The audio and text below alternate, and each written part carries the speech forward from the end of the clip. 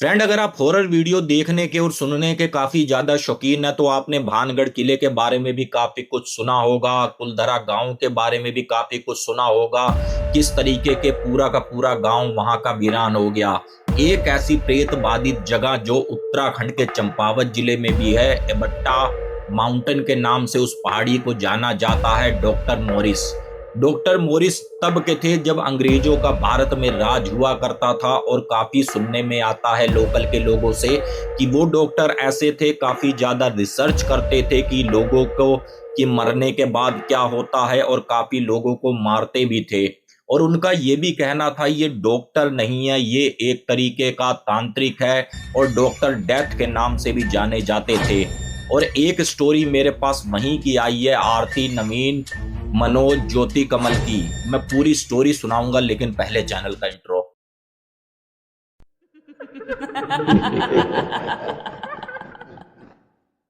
Friend, आप सबको मेरी नमस्कार। मेरा नाम है अजय। मैं इस चैनल पर आपके लिए हॉरर वीडियो, देवकीय चमत्कार, लोक कथाएं लेकर आता हूं। आपको भी इंटरेस्ट है तो प्लीज चैनल को सब्सक्राइब करें और एक प्यारा सा कमेंट नीचे ये मेंशन करें ये स्टोरी आप कहां से देख रहे हैं। आइए फ्रेंड, शुरू करते हैं आज का आर्टिकल। और ये आया है हमारे पास उत्तराखंड के पिथौरागढ़ जिले से। और इनके साथ पूरा इंसिडेंट जो हुआ था हॉरर, लगभग सन 2016 के करीब हुआ था।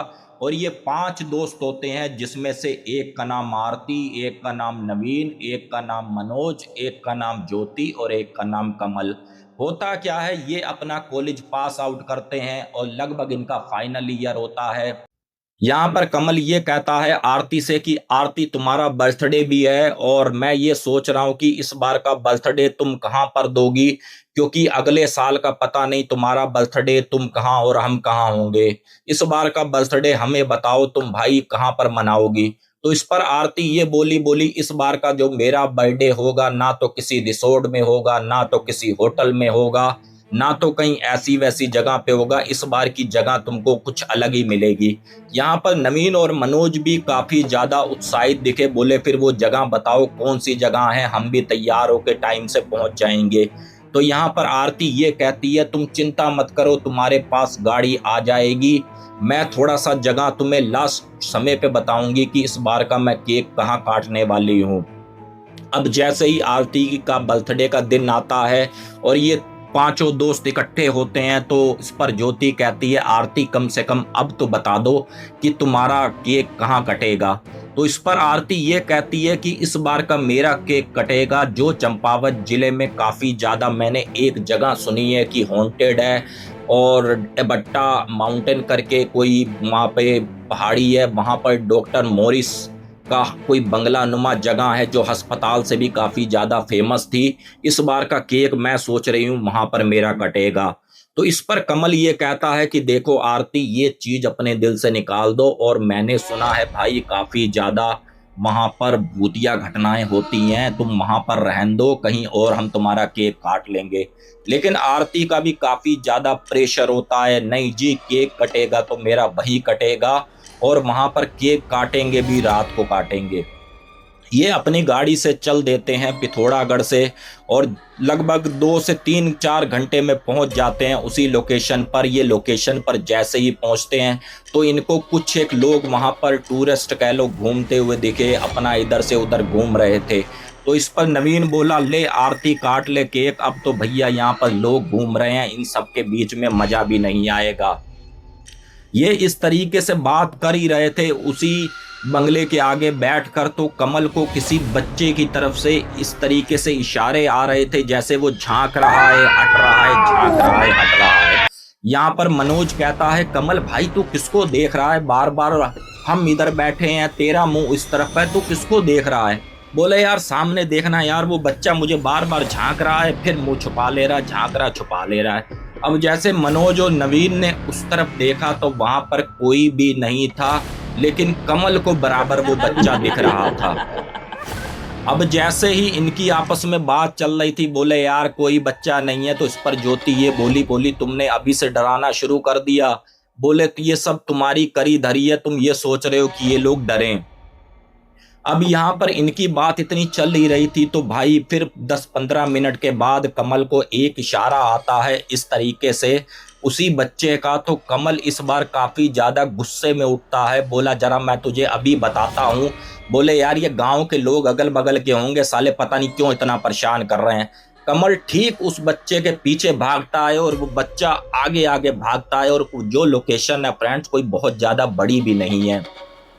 अब जैसे उस बिल्डिंग के पीछे कमल जाता है और लगभग यहाँ पर पौना घंटा हो जाता है कमल को गए हुए, तो आरती नवीन ये कहते हैं यार उसको फ़ोन लगाओ, कहाँ गायब हो गया। ये चारों जने फ़ोन लगाते हैं कमल को, लेकिन कमल का फ़ोन भाई स्विच ऑफ बताए या तो कवरेज क्षेत्र से बाहर बताए। अब यहाँ पर ये सब लोग ढूंढने की कोशिश करें, कमल कमल बोलें, लेकिन भाई कमल मिले तो मिले क्यों। वहाँ पर कुछ एक अगल बगल के गांव के लोग भी थे, बोले बेटा क्या हो गया। तो इस पर आरती बोली तुम मेरे से दूर रहो, तुम्हारे शरीर से हमें बदबू आ रही है, तुम पता नहीं कहाँ से आ गए। तो इस टाइप के इनके नेचर भी थे, बदतमीजी वाले। और इन्होंने काफ़ी कोशिश करी, 2 से 3 घंटे लगाए, लेकिन इनको कमल नहीं मिला। ये थक हार कर उसी बिल्डिंग के सामने आकर बैठ गए, और 3 घंटे के बाद कमल अपने आप उधर से चलता हुआ आ रहा है।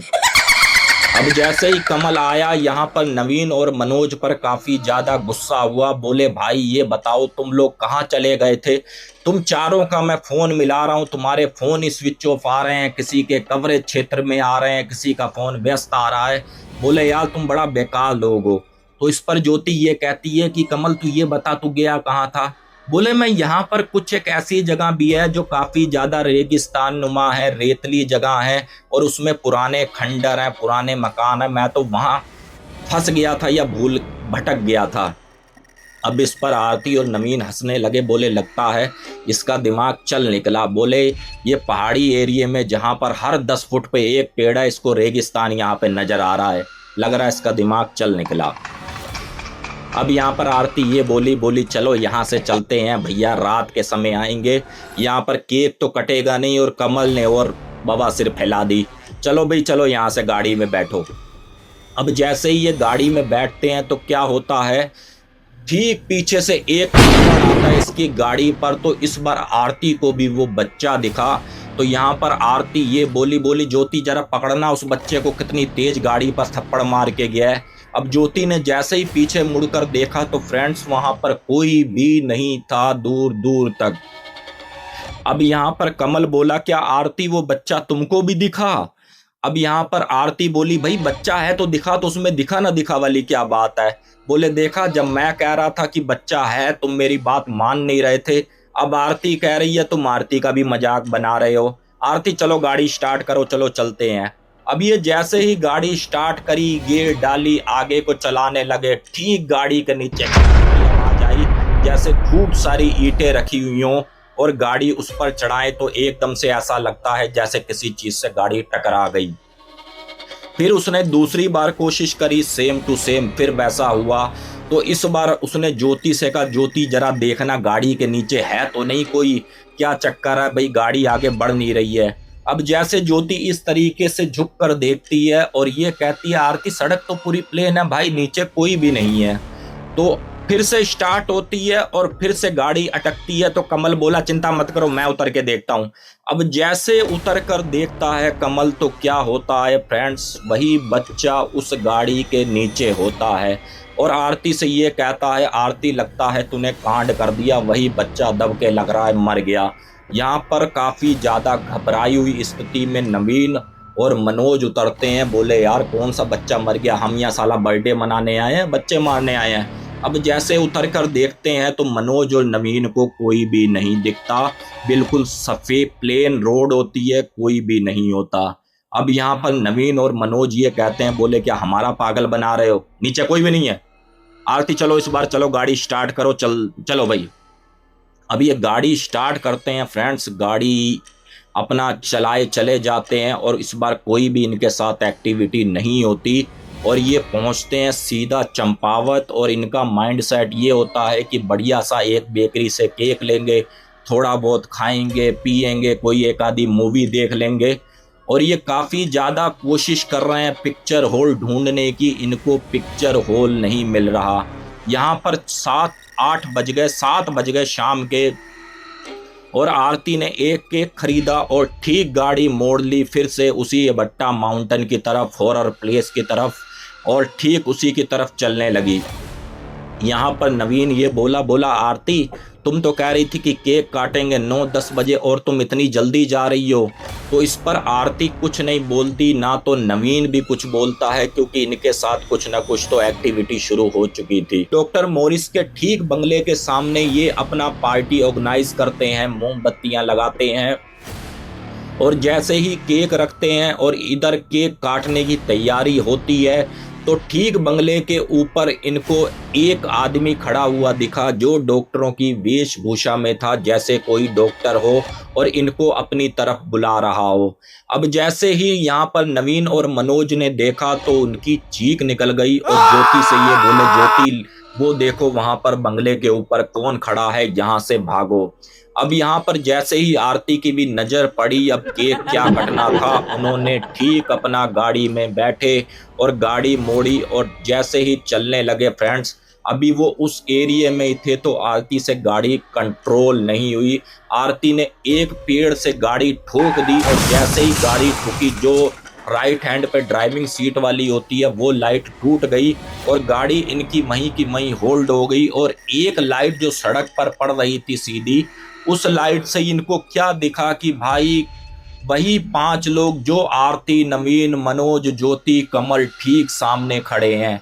अब ये इस चीज को काफी ज्यादा कंफ्यूज कि भाई हम तो गाड़ी के अंदर बैठे हैं, हम वहां पर कैसे खड़े हैं। और वो 5 लोग धीरे धीरे इनकी तरफ चलते चले आ रहे हैं, चलते चले आ रहे हैं, और पैरों की तरफ से हल्का हल्का धुआं बनता चला जा रहा है उनका। और वो जैसे इनके पास आए उनका खाली सर बचा और ठीक उनके सामने गिर गया और इनकी 5 की वहां पर चीख निकली और ज्योति ये बोली कि आरती गाड़ी चलाओ, आरती गाड़ी चलाओ। अब जैसे ही गाड़ी चलाने को आरती थी तो इनकी खिड़की पे काफी ज्यादा तेज उसी बच्चे के ठोकने की आवाज आई। अब जैसे आरती ने हल्का सा शीशा खोला और वो बच्चा ये बोला कि तुम यहाँ से चले जाओ, आइंदा यहाँ पर कभी मत आना। अब यहाँ पर आरती ठीक गाड़ी चलाती है, किसी तरीके से चंपावत पहुंचते हैं और आरती अपने पिताजी को फोन करती है कि पापा ऐसे ऐसे हमारी गाड़ी का एक्सीडेंट हो गया है, हम चंपावत में हैं। जो आरती के पिताजी होते हैं काफ़ी ज़्यादा धनी पिथौरागढ़ के बिजनेसमैन कह लो, जाने जाते थे उस दौर के भी और आज के भी। तो वो चंपावत में एक ड्राइवर को फोन करते हैं, बोले भाई ऐसे ऐसे बच्चे फंस गए हैं, अगर हो सके तो तू भाई बच्चों को यहाँ तक पहुंचा दे। अब ये जो कभी अपनी गाड़ी में भजन चलाना पसंद नहीं करते थे, इस बार ये चंपावत से पिथौरागढ़ रात को आए। लगभग 2 से ढाई घंटे का सफर था। पूरी गाड़ी में फ्रेंड्स ये भजन बजाते चले आए, भजन सुनते चले आए। अब ये जैसे ही अपने घर पहुंचे हैं तो आरती ये बोली कि पापा मेरे से ना गाड़ी की आगे की लाइट टूट गई है और कुछ एक डेंट आ गए हैं पापा, सॉरी।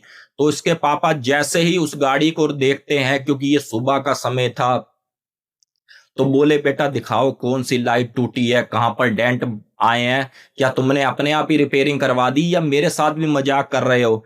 जब आरती उस गाड़ी को देखती है तो वहां पर कोई भी डेंट नहीं होता, कोई भी लाइट नहीं टूटी हुई होती। और आरती इस तरीके से सिर में हाथ रखती है और 5 दोस्त फिर से इकट्ठे होते हैं, गाड़ी को देखते हैं और ये सोचते हैं कि यार ये हमारे साथ हुआ क्या था। इस तरीके से बोलकर चुप हो जाते हैं, बोले यार हम अच्छा घूमने गए चंपावत की उस हॉन्टेड प्लेस में यार, यानी कि वाकई कोई ना कोई सीन है। तो फ्रेंड ये स्टोरी मुझे किसी और ने नहीं, ये स्टोरी मुझे भेजी है कमल ने। कमल का ये कहना था, अजय भैया इस तरीके से सन 2016 में हम उस जगह पर गए और मैंने तो जाना नहीं था, लेकिन आरती की जिद थी, वहां पर नवीन भी कहीं ना कहीं उसके साथ राजी था, तो दोस्तों की बातों को मैं टाल नहीं सका, मैं वहां पर गया। और भाई वाकई ही वहां पर कुछ ना कुछ तो चीज गड़बड़ है, क्योंकि कोई भी जगह ऐसे फेमस नहीं होती, कुछ ना कुछ तो भाई वहां पर चीज है। तो इतना उनका कहना था। बाकी फ्रेंड आपको स्टोरी पसंद आई हो तो प्लीज चैनल को सब्सक्राइब करें, एक प्यारा सा कमेंट ये करें कि ये स्टोरी आप कहां से देख रहे हैं। जय हिंद, जय भारत।